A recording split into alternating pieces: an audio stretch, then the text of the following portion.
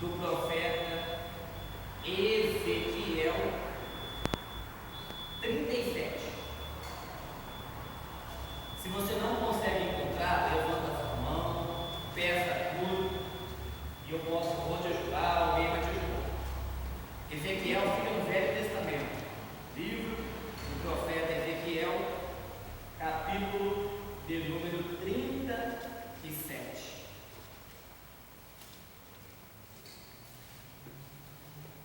Bom, já? Vamos ler o texto então?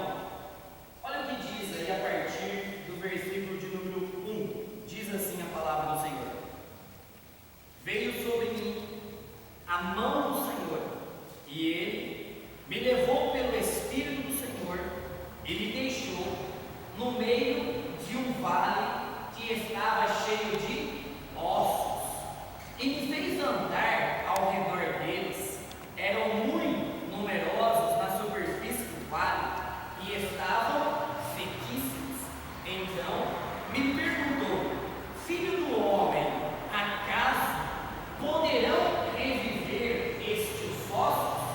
Respondi: Senhor Deus, tu o sabes. Disse-me ele: Profetiza a estes ossos e dize-lhes: ossos secos, ouvi a palavra do Senhor. Assim diz o Senhor Deus a estes ossos: Eis que farei entrar o Espírito em vós e vivereis.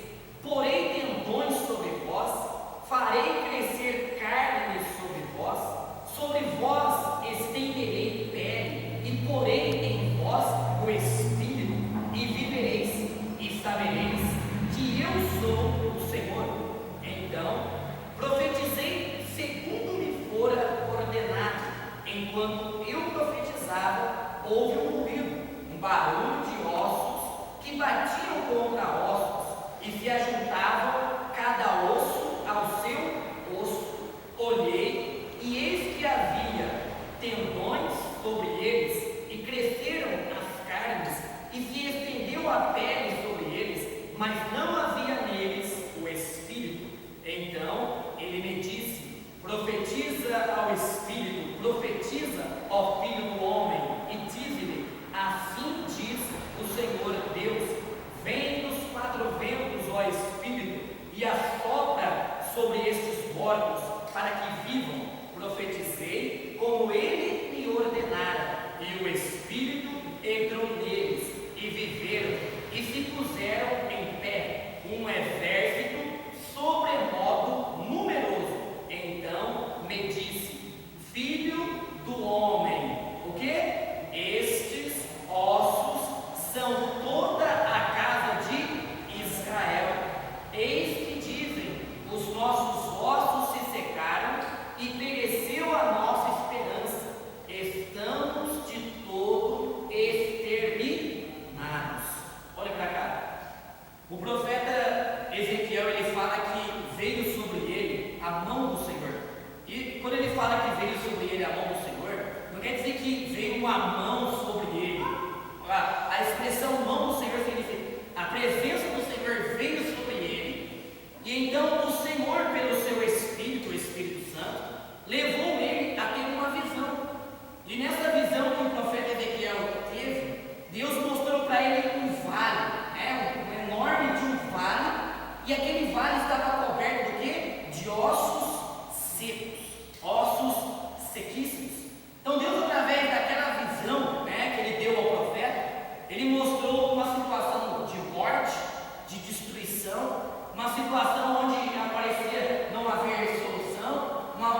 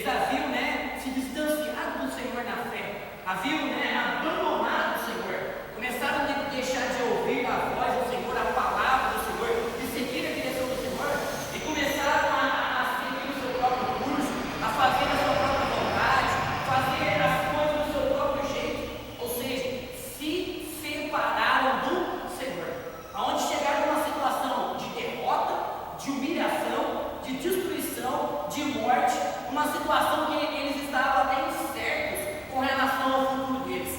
Eles nem sabiam o que ia ser o futuro deles, se iam viver, se iam morrer, se iam ter a vida mudada ou não ia ter, porque estavam separados do Senhor. E aqui Deus começa a falar com cada um de nós, sabe por quê? Porque não é só o povo de Israel que é o povo de Deus. O apóstolo Paulo fala que nós, aqueles que entregaram a vida a Cristo, ao Senhor Jesus, nós somos o Israel de Deus. Não o Israel no sentido físico, né, de carne e sangue, mas o Israel espiritual. E da mesma forma que aconteceu com Israel, o povo de Deus, hoje em dia acontece muitas vezes na vida da pessoa. A pessoa muitas vezes ela acaba se separando do Senhor, ela acaba se afastando do Senhor. E a pior coisa que pode acontecer na vida de uma pessoa é exatamente isso. É a pessoa ela se afastar do Senhor, ela estar separada do Senhor. Porque uma pessoa que não está unida ao Senhor, não está ligada ao Senhor, essa pessoa está destinada ao fracasso. Ela está destinada a ter uma vida, que nem eu falei no começo, uma vida de amargura, uma vida de tristeza, uma vida de infelicidade, uma vida de dor e do sofrimento, uma vida onde ela muitas vezes ela vai ser vítima da doença, vítima da inveja das pessoas, uma vida de qual muitas vezes ela vai desejar ter vitória, mas só vai ter fracasso e derrota, uma vida onde ela vai desejar ser feliz, mas só vai ser infeliz e vai ter amargura e tristeza. Toda pessoa que vive afastada do Senhor ou distante do Senhor, na vida nada dá certo para ela na vida, nada dá certo para ela na vida. Então eu quero que você pegue essa palavra para você, porque eu não sei qual é a tua situação, porque a pessoa ela pode estar separada de Deus no sentido assim, olha, está fora, está no mundo, não conhece Jesus, está separado, está afastado de Jesus, vive a vida do jeito que quer, do jeito que bem entende, né? Tudo pode, tudo é liberal. Mas tem gente que está separada do Senhor, mas está dentro da igreja, entregou a vida para Cristo, conhece o Senhor, mas não vive para o Senhor, não faz a vontade do Senhor, não ouve a voz do Senhor, não pratica a palavra do Senhor. Então, se você está nessa situação, está separado de Deus, está distante, o que Deus quer que você faça? Como Deus queria que aquele povo fizesse? Deus quer que você se volte para Ele correndo. Deus quer que você se volte para Ele rapidamente. Porque olha para você ver como é que a Bíblia ela completa ela mesma, né? Ela explica ela mesma. A Bíblia não fala, por exemplo, de uma passagem a qual a Bíblia dá o sentido de a parábola do filho pródigo. Sim ou não? A parábola do filho pródigo. E ali a Bíblia mostra que havia um pai. Primeira coisa, aquele pai representa Deus, o Pai Celestial. Aquele pai ele tinha dois filhos, o mais velho e o mais moço. E a Bíblia fala que o filho mais moço, ele chegou diante do seu pai e falou: pai, me dá a parte da herança que me cabe, me dá a parte dos meus bens que me cabe. Aquele filho mais moço, aquele filho mais velho, ele representa cada um de nós de um jeito ou de outro. Mas hoje eu vou falar um pouco do filho mais novo. Aquele filho mais novo pediu para o pai a parte da herança dos seus bens, e o pai então diz a dele, repartiu a herança, deu para o rapaz ali o dinheiro dele, a parte dele. Passaram-se alguns dias. O que aquele rapaz fez? Juntou tudo que era seu dinheiro, suas roupas, seus pertences, e partiu para uma terra distante. Aquela terra distante, longe do pai, longe do seu pai, da direção do pai, dos conselhos do pai, da maneira de viver que o pai tinha ensinado ele a viver. Ele viveu do jeito que ele bem quis. Lá ele bebeu, lá ele se prostituiu, lá ele usou droga, lá ele se enfiou em meio às más companhias, más amizades. Lá ele falou: eu sou dono do meu nariz, eu faço o que eu quero, penso o que eu quero, ajo do jeito que eu quero, vivo a vida que eu quero viver. Só que a Bíblia fala que chegou um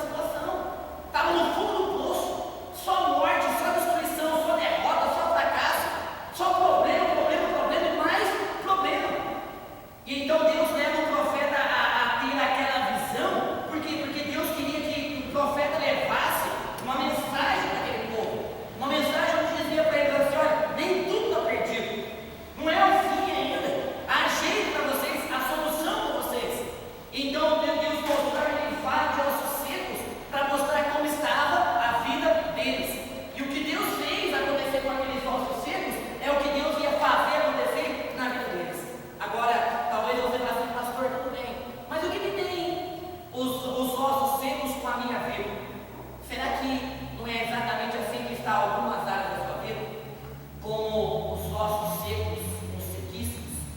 Será, por exemplo, o teu casamento? Será que o teu casamento, será que o vale de ossos na sua vida não é o teu casamento? Aquele casamento onde já não há mais amor, onde já não há mais confiança, onde já não há mais fidelidade, onde já não há mais o respeito de um para com o outro, já não há mais aquela lealdade, aquele compromisso, aquela preocupação de um cuidar do outro. Será que o vale de ossos secos que está na sua vida não é, por exemplo, a situação que você está enfrentando com relação ao teu filho ou à tua filha? Aqueles filhos que você sonhou em ter, para ser um homem de bem, um rapaz de bem, uma moça de bem, mas talvez, por onde que esteja a situação do vale de ossos secos, que pode dizer, representa morte, destruição, fracasso, dor, sofrimento. Talvez você olhe para os seus filhos e você vê, um está nas drogas, o outro está fumando, o outro está bebendo, ou não quer sair a hora que quer, voltar a hora que quer. Você vai corrigir, você vai aconselhar, só falta bater em você, só falta te espancar. Não é assim muitas vezes a juventude hoje em dia? Sim ou não? Eu não sei qual é a situação do vale de ossos secos que está na tua vida. Talvez seja a sua vida financeira, sua vida material, sua vida profissional, aquela situação onde você, a única coisa que você vê na sua frente é as portas fechadas. Está desempregado há um bom tempo, já vai num lugar e vai buscar emprego e as portas se abrem. Ou seja, as dívidas que estão no seu caminho, ou é a amarração financeira, ou é inveja, ou é perseguição. Talvez a sua vida esteja assim, como um vale de ossos secos, onde não há vida verdadeira, não há alegria verdadeira, não há a paz verdadeira, só há dor, angústia, sofrimento, derrota e fracasso. Mas olha que interessante a pergunta que Deus faz para o profeta. Leia para você ver. Olha o que diz aí. Versículo de número 3. Diz assim: Então me perguntou, filho do homem, acaso poderão reviver estes ossos? Respondi, Senhor Deus, tu o sabes. Olha para cá. O Deus perguntou assim para o profeta. Ele mostrou o vale de ossos secos, mostrou aquela situação de morte, destruição, e perguntou para ele: filho do homem, por acaso podem esses ossos secos reaviver? Pode tornar a entrar vida nesses ossos secos? Podem esses ossos secos novamente, terem vida neles?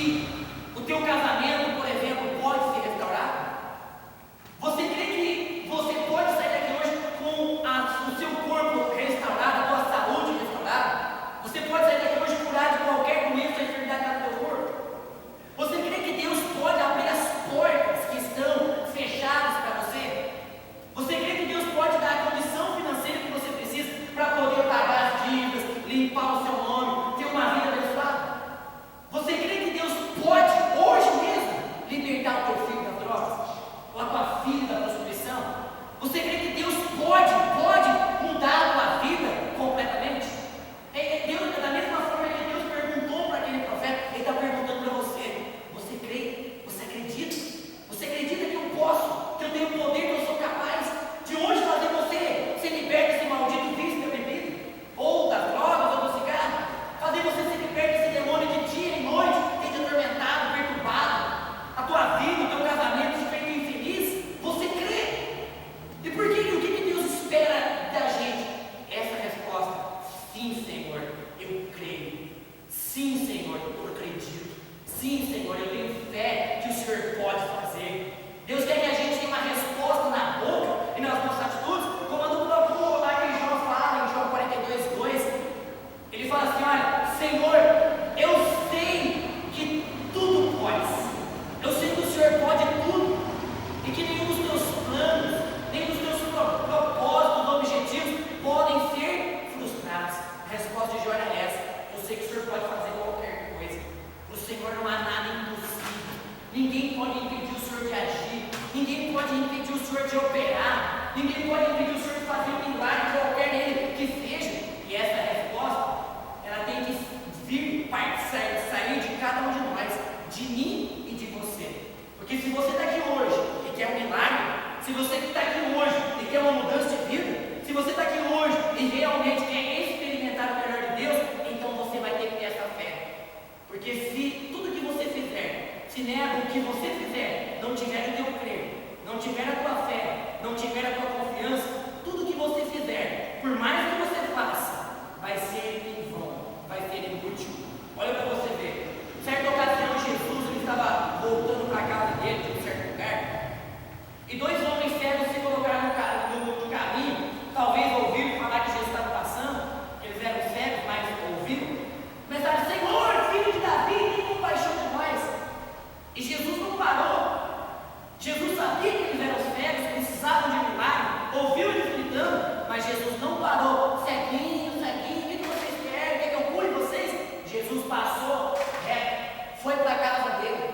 E sabe o que a Bíblia fala? Os dois homens cegos, não enxergando absolutamente nada, eles seguiram Jesus.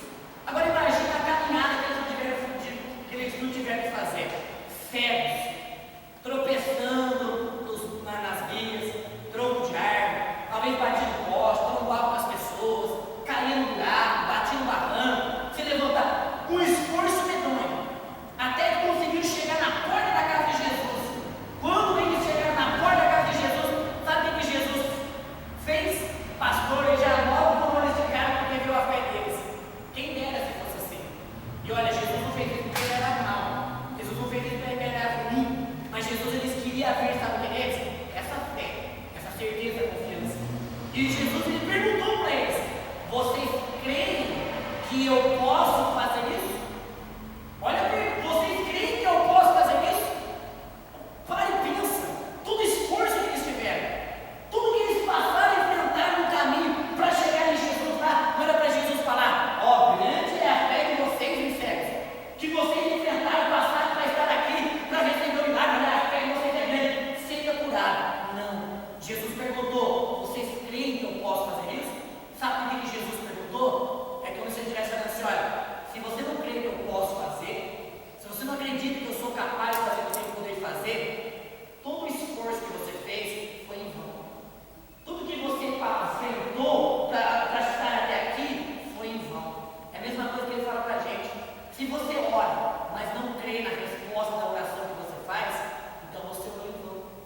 Se você dizima, você oferta, você cumpre os seus votos no altar do Senhor, mas você cumpre sem ter essa fé, essa confiança, sem crer, você apenas entregou um dinheiro que vai ajudar muito a obra de Deus,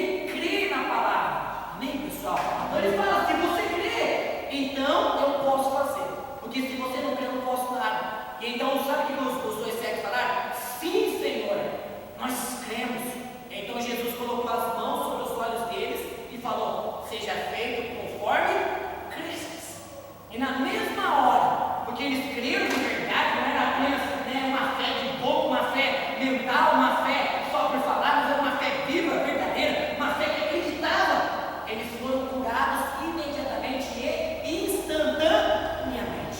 Então a primeira coisa, você precisa crer que Deus pode fazer um milagre na sua vida.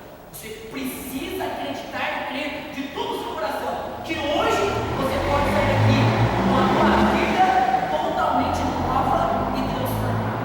E sabe o que a gente aprende aqui também? Porque talvez eu fale, pastor,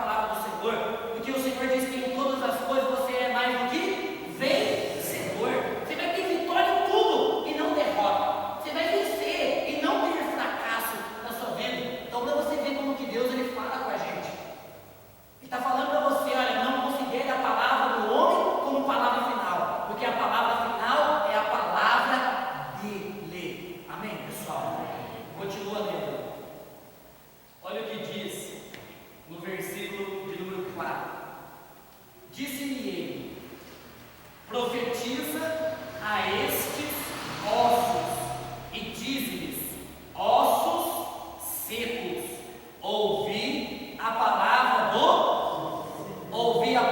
do Senhor. Assim diz o Senhor Deus a estes ossos: eis que farei entrar o Espírito em vós e vivereis. Porei tendões sobre vós, farei crescer carne sobre vós estenderei pele e porei em vós o Espírito e vivereis, e sabereis que eu sou o Senhor. Olha para cá. Deus falou assim para o profeta: profetiza. O que é profetizar? Presta atenção, olha. Profetizar não é adivinhar a vida das pessoas. Profetizar não é adivinhar o futuro. Profetizar não é ficar por aí falando da vida das pessoas. Profetizar significa falar a palavra de Deus inspirada. Profetizar significa você falar a palavra do Senhor. Porque a Bíblia fala, a própria Bíblia fala que ela é a palavra de Deus. É a palavra inspirada de Deus.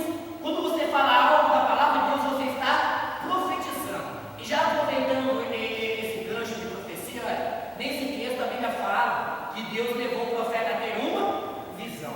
Então coloca uma coisa no teu coração: olha, hoje Deus ele fala com a gente através da palavra. Deus, pastor, eu tive um sonho. Pastor, eu tive uma visão. Pastor, eu encontrei uma pessoa que falou: olha, vai acontecer isso, aquilo. Amarra, repreende, não aceita porque é do diabo. Goste você ou não goste. Hoje Deus não precisa falar com a gente através de sonho, de visão, revelação ou profecia como os outros ensinam para aí, no sentido de adivinhar as pessoas. Isso é do diabo. E quem corre atrás dessa pessoa está correndo atrás de maldição. Pastor, mas não falou, quem falou? Mas naquela época nós não tínhamos isso aqui completo, que é a palavra de Deus, a Bíblia.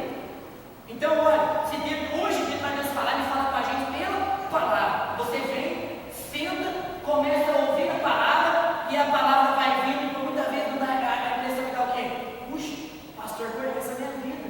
É assim ou não é? Hoje chega de tarde, a minha irmã fala assim: pastor, eu gosto tanto de vir de reunião de terça-feira. Eu falei: por quê, irmã? Eu falei: pastor, porque foi uma terça-feira que eu comecei a vir para a igreja. E quando eu vim para a igreja, a minha primeira palavra que eu ouvi para a igreja evangélica, né? Primeira reunião que eu participei, era o senhor que estava pregando. E o senhor começou a pregar, começou a falar, e a palavra foi vindo, e parecia que o senhor sabia tudo sobre a minha vida. Eu saí daquele dia da reunião, pastor, cheguei em casa, estava determinado. No outro dia, na hora que eu chegar lá, eu vou pegar aquele pastor no pescoço e vou falar: quem você pensa que é? Para estar falando da minha vida, para estar entrando na minha vida, para saber tudo da minha vida. Está me investigando, está sabendo tudo? Ela pensava, né? Eu nem conhecia ela, nem sabia. Aí ela falou: pastor, mas no outro dia eu ouvi a palavra, aí eu entendi, né? Que até Deus que sabe o que eu passo, o que eu enfrento, as necessidades que eu tenho, e que Deus ele fala comigo através da sua palavra. Você está entendendo? E aconteceu com muita gente. Muita gente falou: nossa, o pastor parece que está na minha vida, o pastor parece que estava comigo. Por que será que falou para ele? Meu pai tem a palavra. Então, tira apenas a palavra, não queira ter sonho, visão, revelação, profecia, como ensino para aí. Profecia sim, a palavra de Deus inspirada, que ela vai falar que você pode ter certeza. A palavra de Deus é mais do que suficiente para fazer qualquer milagre na sua vida. E olha para você ver se é assim ou não é. O Deus falou para o profeta: filho do homem, profetiza, fala a minha palavra a estes ossos secos. Ouvi o quê? A palavra do Senhor. E o que Deus falou para o profeta falar? Olha, ossos secos, ouvi a palavra do Senhor. Eu vou fazer crescer tendões em vocês. Eu vou fazer crescer carne sobre vocês, ossos. Eu vou fazer crescer músculos sobre vocês, ossos. Eu vou fazer crescer pele sobre a carne de vocês, ossos. Eu vou fazer haver vida em vocês, ossos secos. Você está entendendo? Humanamente falando, é impossível. Mas o que é impossível aos homens é possível a Deus. A Bíblia diz: tudo é possível àquele que crê. Presta atenção no que eu quero falar, o que Deus quer falar com você.